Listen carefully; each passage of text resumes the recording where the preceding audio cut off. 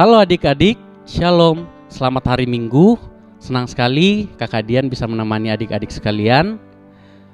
Dan pada saat ini mari kita siapkan hati dan pikiran kita. Kita sama-sama memuji dan memuliakan nama Tuhan. Untuk itu mari kita mengambil saat teduh secara pribadi.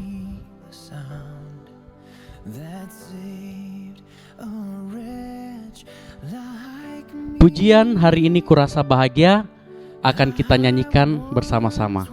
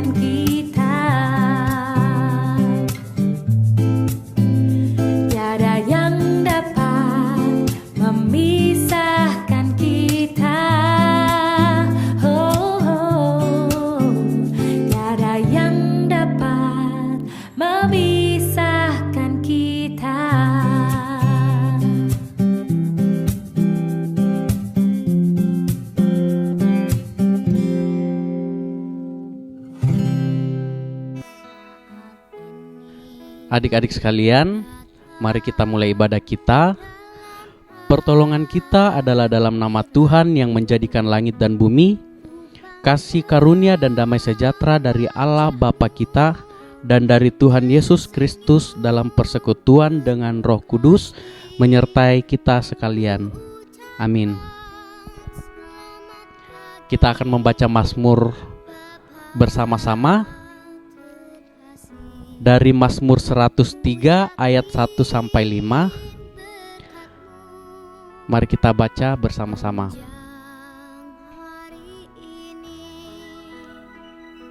Mazmur 103 ayat 1 sampai 5. Pujilah Tuhan hai jiwaku, dari Daud. Pujilah Tuhan hai jiwaku, pujilah namanya yang kudus, hai segenap batinku. Pujilah Tuhan hai jiwaku, dan janganlah lupakan segala kebajikannya. Dia yang mengampuni segala kesalahanmu, yang menyembuhkan segala penyakitmu. Dia yang menebus hidupmu dari lubang kubur, yang memahkotai engkau dengan kasih setia dan rahmat. Dia yang memuaskan hasratmu dengan kebaikan, sehingga masa mudamu menjadi baru seperti pada burung rajawali. Amin. Adik-adik yang kekasih, dalam kehidupan kita sehari-hari, kita seringkali mendukakan hati Tuhan, baik itu disengaja maupun tidak disengaja. Bukan hanya Tuhan, bahkan kepada keluarga, orang tua, teman atau saudara. Untuk itu, di hadapan Tuhan, mari kita datang mengaku dosa kita. Kita menyanyi dari PKJ 37, Bila Kurenung Dosaku.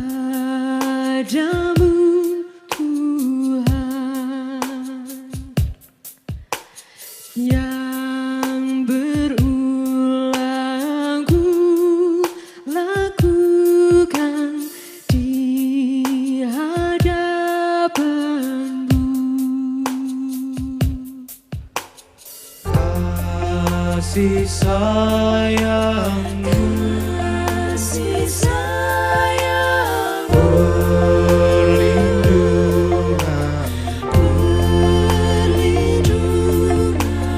di bawah naungan sayapmu, damai hatiku.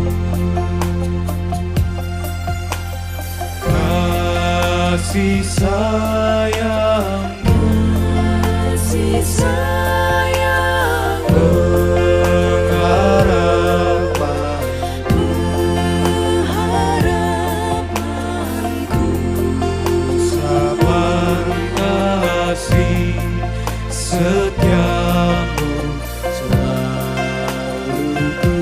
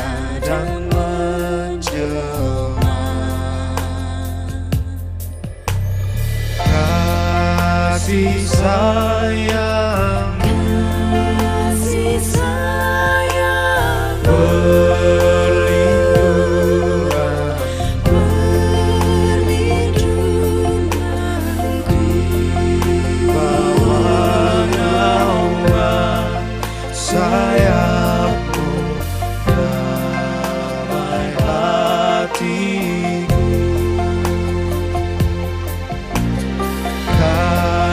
Kasih sayangmu kasih sayang, pengharapan, pengharapanku, usapan kasih setiamu selalu ku rindu.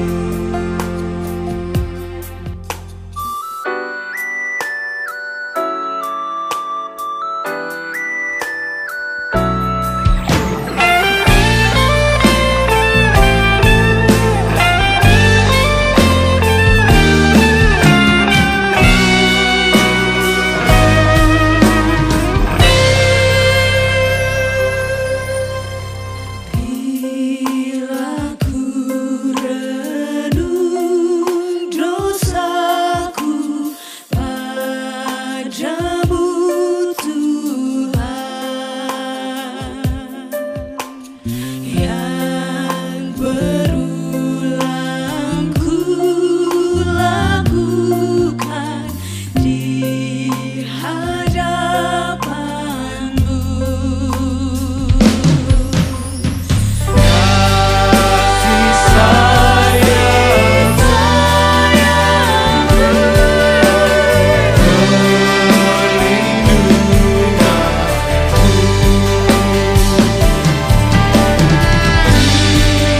bawah naungan sayapmu, damai hatiku. Kasih sayang, pengharapan,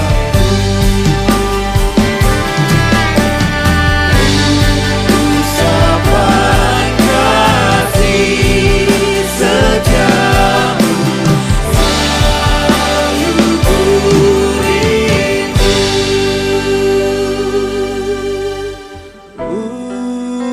Usapan kasihmu selalu ku rindu.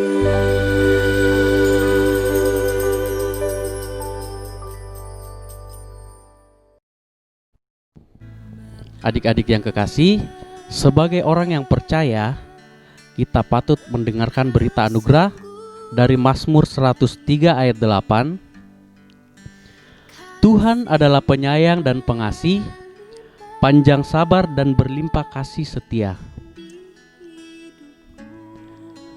Adik-adik sekalian, sebagai orang percaya, tentunya kita juga akan mendengarkan petunjuk hidup baru dari Mazmur 103 ayat 17 sampai 18. Tetapi kasih setia Tuhan dari selama-lamanya sampai selama-lamanya atas orang-orang yang takut akan Dia, dan keadilannya bagi anak cucu, bagi orang-orang yang berpegang pada perjanjiannya dan yang ingat untuk melakukan titahnya.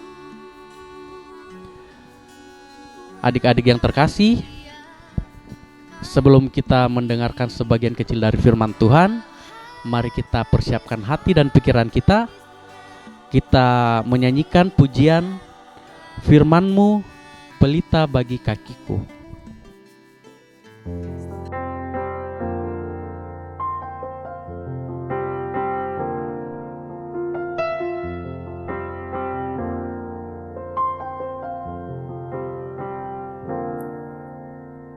Firman-Mu pelita bagi kakiku, terang bagi jalanku.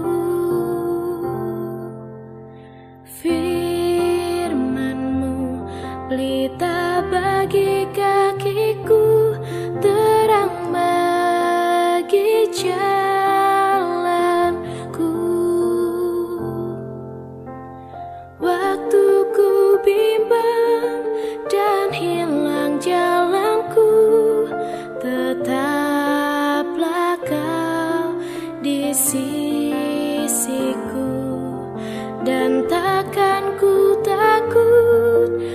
asal kau di dekatku, besertaku selamanya. Oh, firman-Mu pelita bagi kakiku, terang bagi jalanku.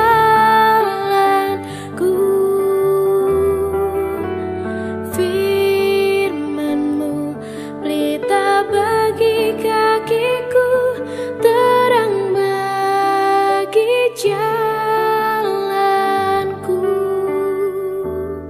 Terang bagi jalanku. Terang bagi jalanku.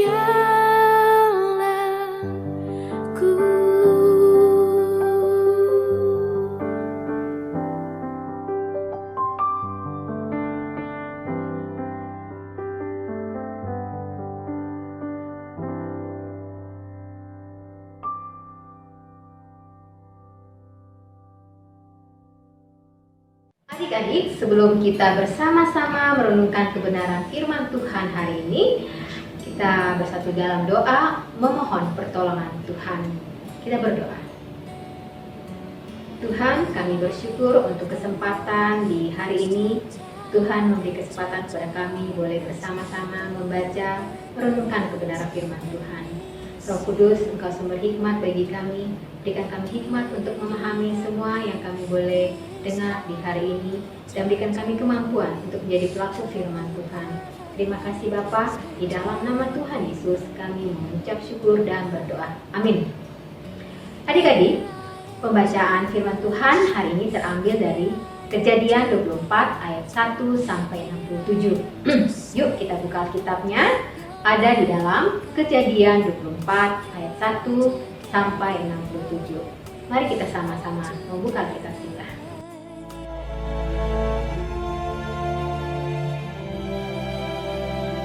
Seorang istri untuk Ishak.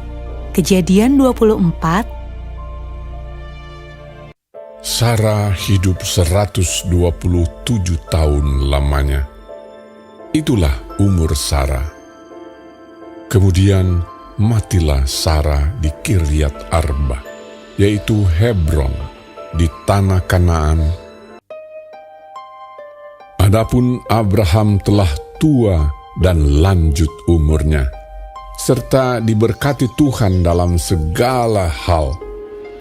Berkatalah Abraham kepada hambanya yang paling tua dalam rumahnya, Aku mengambil sumpahmu demi Tuhan untuk mengambil seorang istri bagi Ishak anakku.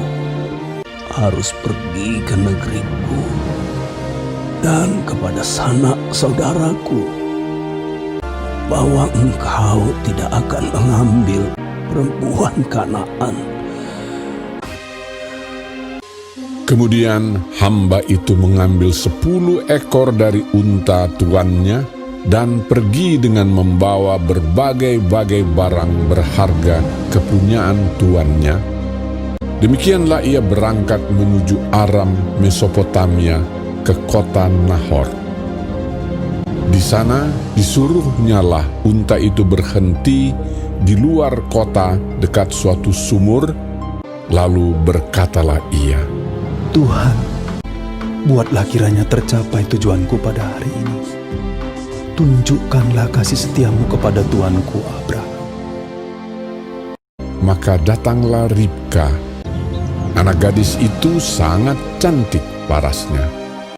Ia turun ke mata air itu dan mengisi buyungnya. Kemudian berlarilah hamba itu mendapatkannya serta berkata, Tolong beri aku minum air sedikit dari buyungmu itu. Maka segeralah diturunkannya buyungnya itu ke tangannya, serta diberinya dia minum. Minumlah, Tuan. Kemudian segeralah dituangnya air yang di buyungnya itu ke dalam palungan. Untuk unta-untamu juga kutimba air. Anak siapakah engkau? Ayahku Betuel, anak Milka. yang melahirkannya bagi Nahor. Baiklah, katakan kepadaku, adakah di rumah ayahmu tempat bermalam bagi kami? Ribka mempunyai saudara laki-laki namanya Laban. Laban berlari keluar mendapatkan orang itu. Marilah engkau yang diberkati Tuhan, mengapa engkau berdiri di luar? Padahal telah kusediakan rumah bagimu dan juga tempat untuk unta-untamu. Masuklah orang itu ke dalam rumah, lalu berkatalah ia, Aku ini hamba Abraham. Tuhan sangat memberkati tuanku itu, sehingga ia telah menjadi kaya. Tuanku itu telah mengambil sumpahku. Engkau tidak akan mengambil untuk anakku seorang istri dari antara perempuan Kanaan. Tetapi engkau harus pergi ke rumah ayahku dan kepada kaumku untuk mengambil seorang istri bagi anakku. Lalu Laban dan Betuel menjawab, Semuanya ini datangnya dari Tuhan. Lihat, Ribka ada di depanmu. Bawalah dia supaya ia menjadi istri anak Tuhanmu, seperti yang difirmankan Tuhan. Sujudlah ia sampai ke tanah menyembah Tuhan. Maka Ribka, saudara mereka itu, dan inang pengasuhnya beserta hamba Abraham dan orang-orangnya dibiarkan mereka pergi. Dan mereka naik unta mengikuti orang itu. Demikianlah hamba itu membawa Ribka lalu berjalan pulang. Menjelang senja, Ishak sedang keluar untuk berjalan-jalan di padang. Ia melayangkan pandangnya, maka dilihatnyalah ada unta-unta datang. Lalu Ishak membawa Ribka dan mengambil dia menjadi istrinya. Ishak mencintainya dan demikian ia dihiburkan setelah ibunya meninggal.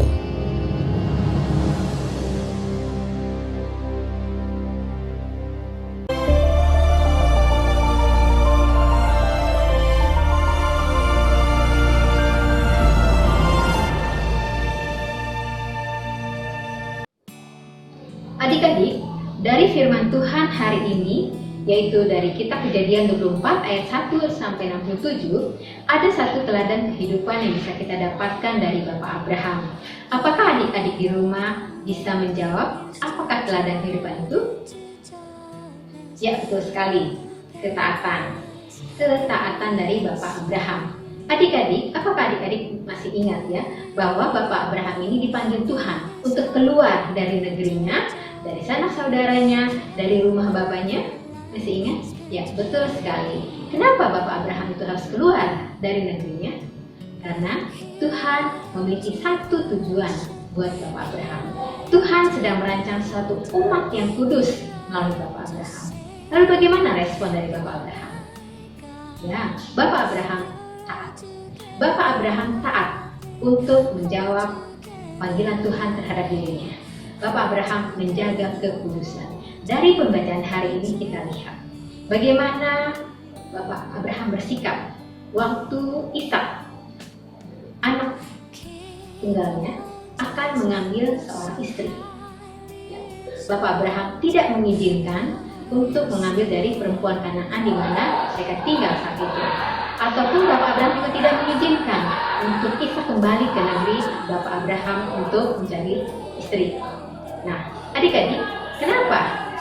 Karena orang Kanaan itu tidak memiliki sikap ibadah yang sama dengan keluarga dari Bapak Abraham. Bapak Abraham menyembah Tuhan hidup, sedangkan orang Kanaan menyembah berhala.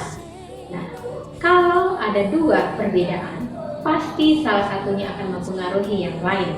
Nah, firman Tuhan mengingatkan kita di dalam 1 Korintus 15 ayat 33. Tertulis seperti ini, janganlah kamu sesat. Pergaulan yang buruk akan merusak kebiasaan yang baik. Jadi kebiasaan-kebiasaan dari Bapak Abraham untuk menyembah Tuhan yang hidup bisa berubah total saat Ishak menikah dengan perempuan Kanaan yang mana orang Kanaan itu menyembah berhala.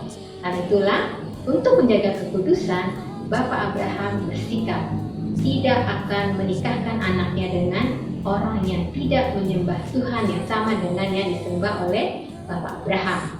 Nah, demikian juga adik-adik, kita memiliki sikap yang baik. Lalu kita bergaul dengan orang-orang yang memiliki sikap yang tidak baik. Bagaimana kan? Jika ada dua sikap, maka salah satunya pasti akan bisa mempengaruhi yang lain. Nah, kebiasaan-kebiasaan baik kita juga bisa berubah menjadi kebiasaan yang tidak baik saat kita salah bergaul. Karena itu adik-adik, kita harus senantiasa berdoa, meminta pertolongan Tuhan dalam menjalani kehidupan ini. Nah, adik-adik, karena Bapak Abraham tidak menginginkan anaknya menikah dengan perempuan Kanaan, Bapak Abraham memberi tugas kepada hambanya, namanya Eliezer. Eliezer ini adalah hamba yang sangat setia, yang menghormati tuannya, yaitu Bapak Abraham dan Ishak, anak daripada Bapak Abraham. Setiap hari Bapak Eliezer ini melihat bagaimana Bapak Abraham dan putranya ini beribadah, ya. Sama juga waktu almarhum daripada ibu Ishak masih hidup, yaitu Ibu Sarah. Jadi Bapak Eliezer ini bisa melihat bagaimana persekutuan yang erat dari keluarga Bapak Abraham ini kepada Tuhan. Dia melihat perbuatan-perbuatan yang ajaib yang Tuhan berikan kepada Bapak Abraham. Nah, karena sikap-sikap yang baik ini yang dilihatkan oleh keluarga Bapak Abraham, yang dilihat oleh Bapak Eliezer ini menjadi bertumbuh imannya terhadap Tuhan yang disembah oleh Bapak Abraham. Karena itulah, pada waktu diberi tugas oleh Bapak Abraham, Bapak Eliezer ini menyanggupi. Karena apa? Dia percaya bahwa Tuhan Allah yang disembah oleh Bapak Abraham pasti akan menolong dia. Jadi Bapak Eliezer ini melibatkan Tuhan, adik-adik. Tugas ini tidak mudah.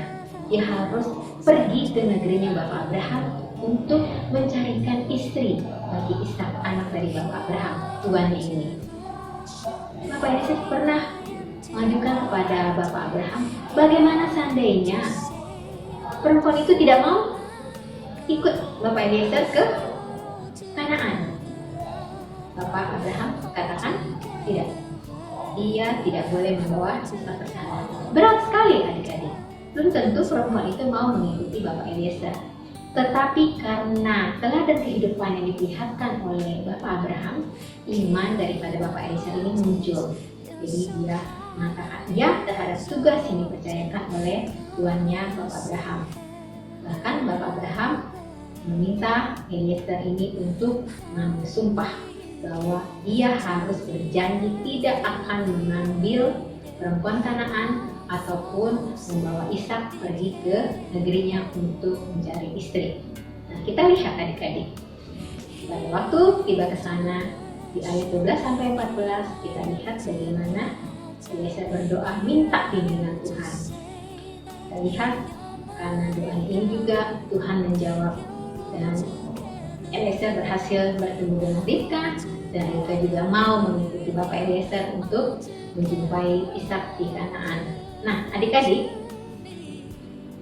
pertolongan Tuhan terhadap Bapak Eliezer ini ada tertulis di dalam Alkitab yang mengatakan bahwa Tuhan menetapkan langkah-langkah orang yang hidupnya berkenan kepadanya. Itu ada di dalam Mazmur 37 ayat 23 dan ada pula di dalam Amsal 3 ayat 6, adik-adik.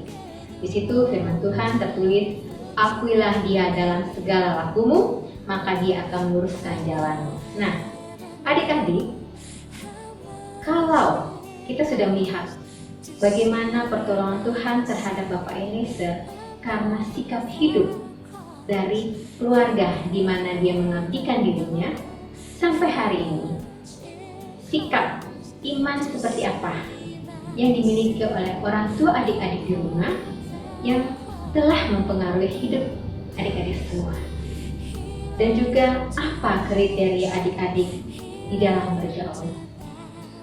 Mari kita renungkan dua ini. Teladan iman apa yang sudah diberikan oleh orang tua kita yang bisa mempengaruhi hidup kita dan apa kriteria kita di dalam bergaul. Biarlah dua hal ini kita kembalikan kepada firman Tuhan hari ini, bahwa teladan kehidupan itu ada dari orang tua dan anak-anak harus mengikutinya. Dan juga dari situ kita lihat bahwa dalam setiap langkah kehidupan kita, apapun yang ingin kita ambil, apapun yang ingin kita putuskan, rencana-rencana apapun, ingat, libatkanlah Tuhan.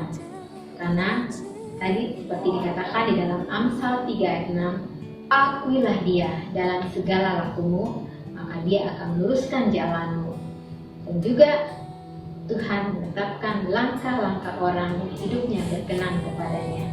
Jadi adik-adik, tetaplah berdoa, libatkan Tuhan senantiasa, dan ingat di dalam bergaul juga kita harus senantiasa menjaga kekudusan. Ingat, firman Tuhan sudah mengingatkan kita di dalam 1 Korintus 15 ayat 33. Janganlah sesat, pergaulan yang buruk merusakkan kebiasaan yang baik.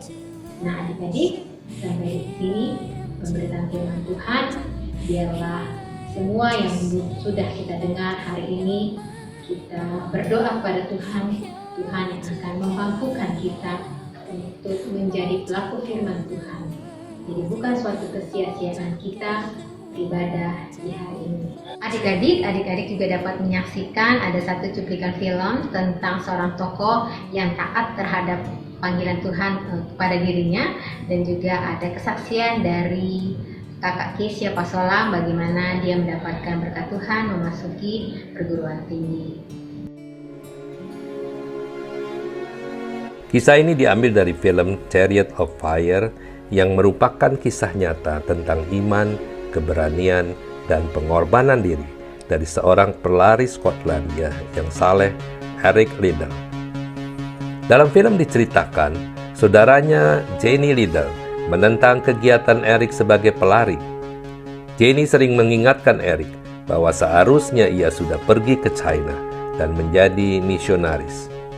Namun Eric berhasil membujuk Jenny, katanya, "Saya diciptakan untuk suatu tujuan, dan tujuan itu adalah untuk China, tetapi Tuhan juga membuat saya berlari cepat. Waktu saya berlari, saya dapat merasakan kenikmatan darinya, dan waktu saya menang, itu semua untuk kemuliaan Tuhan. Kalau saya berhenti berlari, berarti saya sudah menahan talenta yang Tuhan berikan untuk kemuliaan-Nya." Motivasi Eric adalah berlari untuk kemuliaan Tuhan. Puncak karirnya adalah Olimpiade 1924 di Paris. Saat sedang berada dalam kapal menuju Paris, Eric mendapat kabar bahwa lomba lari 100 meter akan diadakan pada hari Minggu. Ia langsung memutuskan untuk membatalkan keikutsertaannya pada lomba yang merupakan spesialisasinya karena keyakinan iman Presbyteriannya sangat kuat untuk tidak berlari dan menguduskan hari Sabat. Eric tidak ragu sedikit pun dengan keputusannya. Menjelang hari H lomba 100 meter, rujukan pun datang dari pihak keluarga kerajaan dan Komite Olimpiade Inggris yang membujuknya dan mengatakan Eric Liddell seharusnya mengutamakan raja dan membela negara, baru kemudian Tuhan. Akibat keputusannya ini, Eric dikecam seluruh media Inggris, dicemooh karena dianggap tidak patriotis dan nasionalis.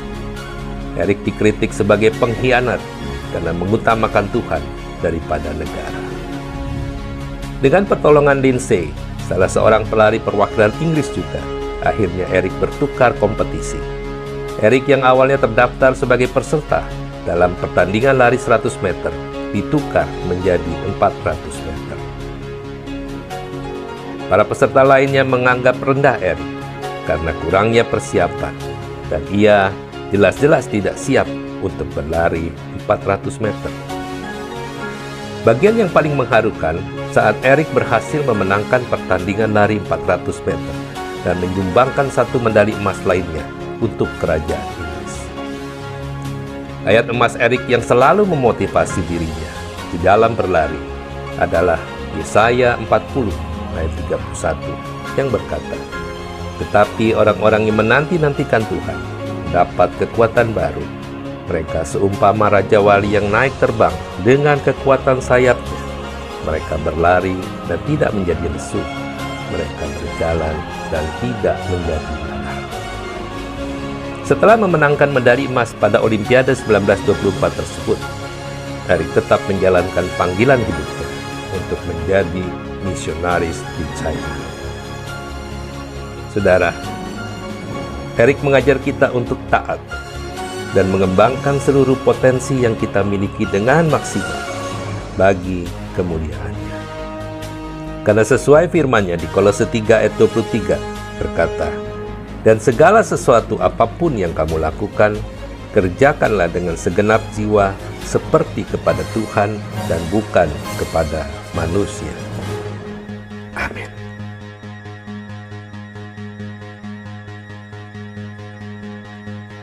Halo, shalom semua.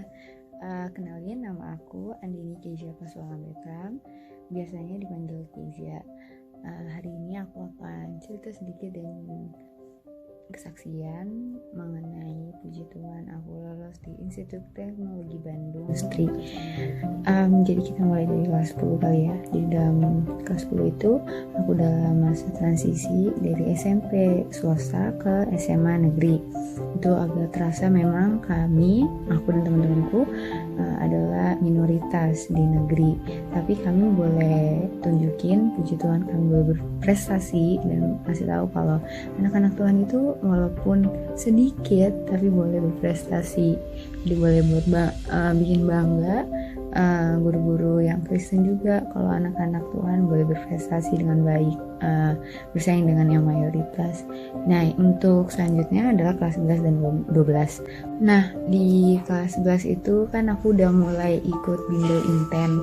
Nah, dari kelas 11 itu aku udah mulai mempersiapkan untuk tujuan masuk PTN. Nah, di situ tuh ya memang capek, tapi puji Tuhan tuh kasih teman-teman dan guru yang luar biasa membuat mood tuh kayak oke, ayo. Mungkin agak tujuanku waktu itu kayak ayo belajar, tapi itu seru gitu karena ada teman-temanku yang bisa bikin aku mood belajarnya tuh naik. Puji Tuhan banget punya teman-teman kelas yang enak.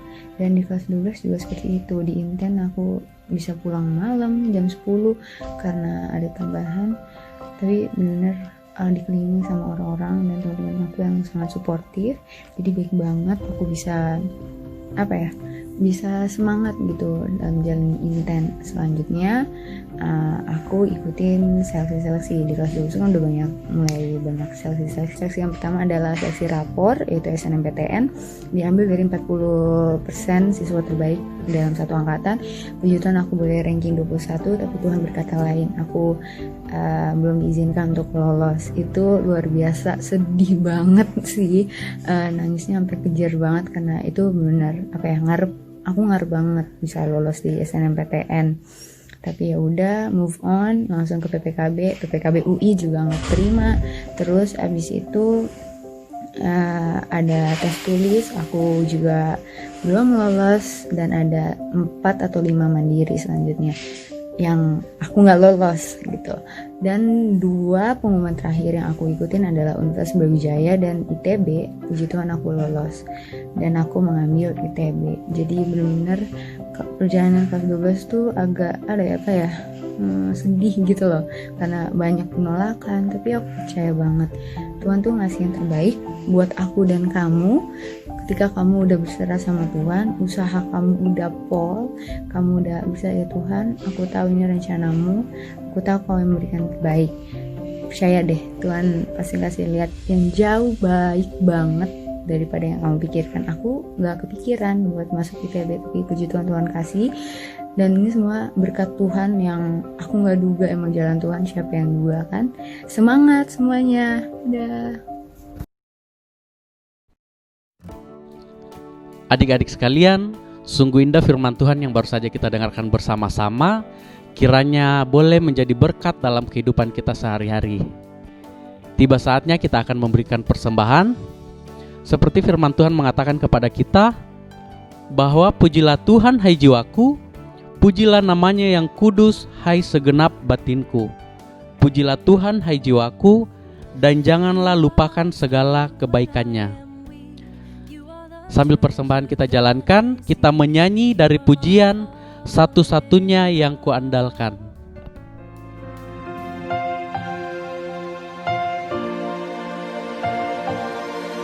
Engkau Tuhan yang setia, waktumu selalu yang terbaik. Engkau Tuhan sandaranku, dan ku hanya kan berharap padamu. Satu-satunya yang ku andalkan, satu-satunya yang ku percaya. Engkau sumber kekuatan, sumber pengharapan, sumber kedamaian. Satu-satunya yang ku andalkan, satu-satunya yang ku percaya. Engkau Tuhan memberkati, Tuhan penyembuhku, Tuhan pemulihku.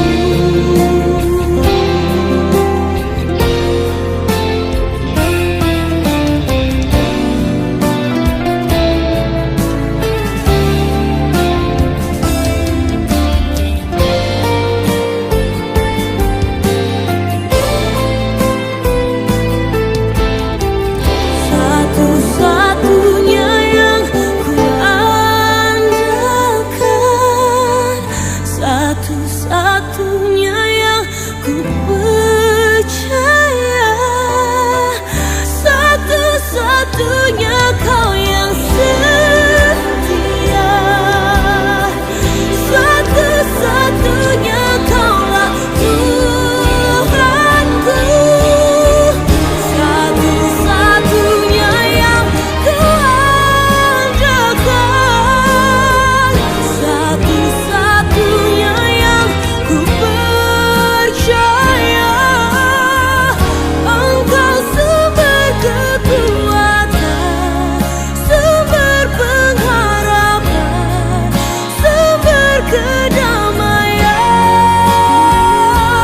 Oh, satu-satunya yang ku andalkan, satu-satunya yang ku percaya.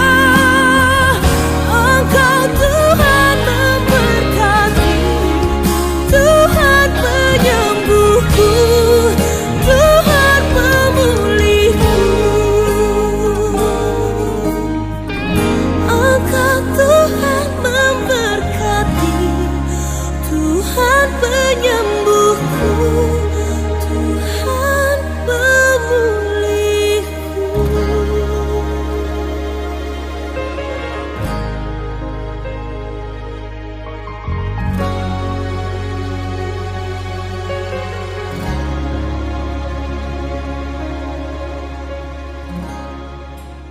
Teman-teman, mari kita bersatu dalam doa syafaat. Terima kasih Tuhan Yesus, kami boleh bergembira di hari Minggu ini. Kami bersukacita boleh beribadah bersama dalam minggu pelayanan Gereja Toraja Jemaat Kota ini. Kami menikmati pelayanan yang kakak-kakak sekolah minggu kami berikan. Lewat pengajaran firman Tuhan hari ini, kami boleh memuliakan nama Tuhan. Walau masih beribadah di rumah kami masing-masing, kami percaya dan bersyukur karena Tuhan tetap sayang kepada kami. Tuhan, kami juga berdoa bagi orang tua kami agar mereka dapat menyayangi dan membimbing kami. Berkati juga Tuhan teman-teman kami yang sedang sakit supaya mereka diberikan kesembuhan oleh Tuhan. Berkatilah juga Tuhan agar pemerintah-pemerintah kami dapat memimpin bangsa kami. Berkatilah mereka Tuhan, berikan mereka hikmat dan kebijaksanaan.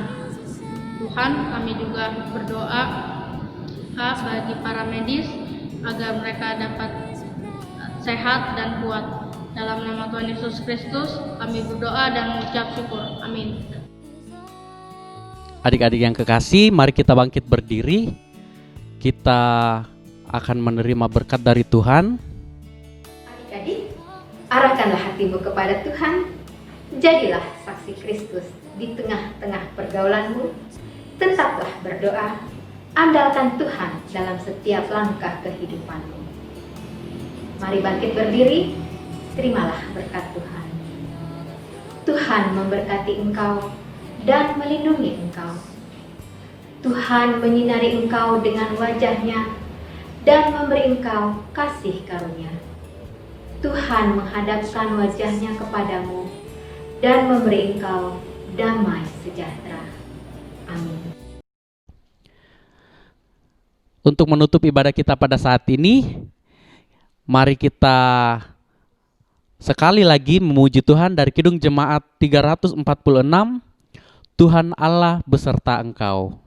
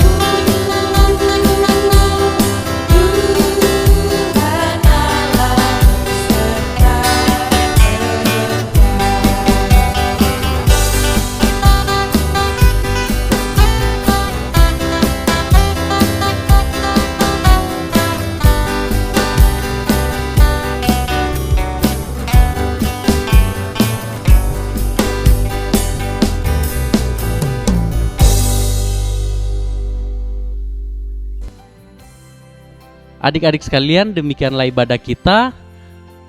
Terima kasih atas ketenangan adik-adik sekalian selama ibadah kita ini. Tetap jaga kebersihan, tetap jaga kesehatan. Sampai berjumpa minggu depan. Tuhan Yesus memberkati kita sekalian. Salam sehat.